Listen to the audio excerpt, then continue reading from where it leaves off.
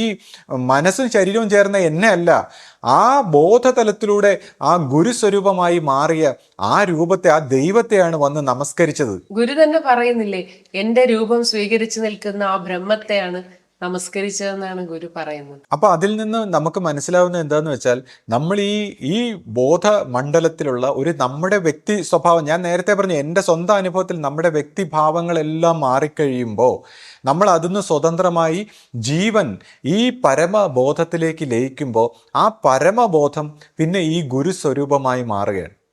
അപ്പോൾ ആ പരമമായ അവയർനെസ് ആയിട്ടിരിക്കുന്ന, ആ സത്യമായിരിക്കുന്ന, ആ ദൈവികമായിരിക്കുന്ന ബോധം ഗുരുസ്വരൂപമായി മാറി ശിഷ്യന്മാർക്ക് ഗുരു ആയിട്ട് മാറുകയും ആ ഗുരുവിലൂടെ മറ്റുള്ളവരിലേക്ക് ഇത് പകരുകയും ചെയ്യുന്ന ഒരു അനിർവചനീയമായിട്ടുള്ള ഒരു അനുഭവത്തിൻ്റെ തലമാണ് ഈ ഗുരുമാർഗങ്ങൾ എന്ന് പറയുന്നത്. അപ്പോൾ ഇത്തരത്തിൽ അനുഭൂതിയുള്ള ഒരു ഗുരുവിലൂടെ ശിഷ്യന്മാർക്ക് കിട്ടുന്നത് എന്താണ്? ഇപ്പോൾ ഞാൻ പറഞ്ഞു, സഹകരണ മന്ദിരത്തിൽ നമ്മൾ പോയി പ്രാർത്ഥിക്കുമ്പോൾ നമ്മുടെ മനസ്സിൻ്റെ ഭാവനയ്ക്കൊത്ത ഒരു ഭക്തി ഭാവന നമ്മൾ ഉണ്ടാക്കുകയാണ്.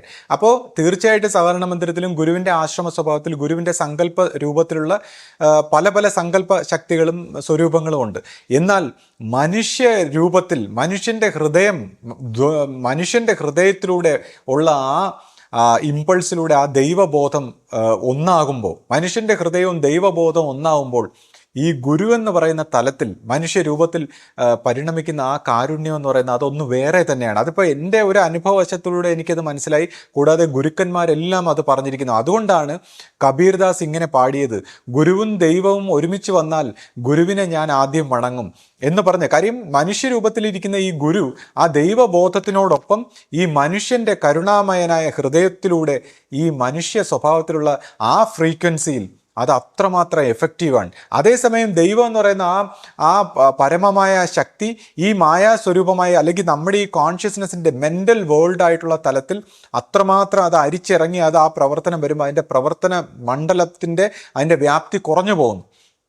അതുകൊണ്ടാണ് ഈ ഗുരുസ്വരൂപമായിട്ട് ഈ ദൈവത്തിൻ്റെ പ്രവൃത്തി നടക്കുന്നതെന്ന് നമ്മൾ കേട്ടിട്ടുണ്ട്. അപ്പോൾ ഈ ഗുരുസ്വരൂപത്തിലൂടെ കലിയുഗത്തിൽ ഈ ദൈവത്തിൻ്റെ പ്രവൃത്തി നടക്കുമെന്ന് മനസ്സിലായിട്ട് ഈ ത്രിമൂർത്തി സമ്പ്രദായത്തിൽ തന്നെ ഗുരുമാർഗങ്ങൾ ഉണ്ടായി.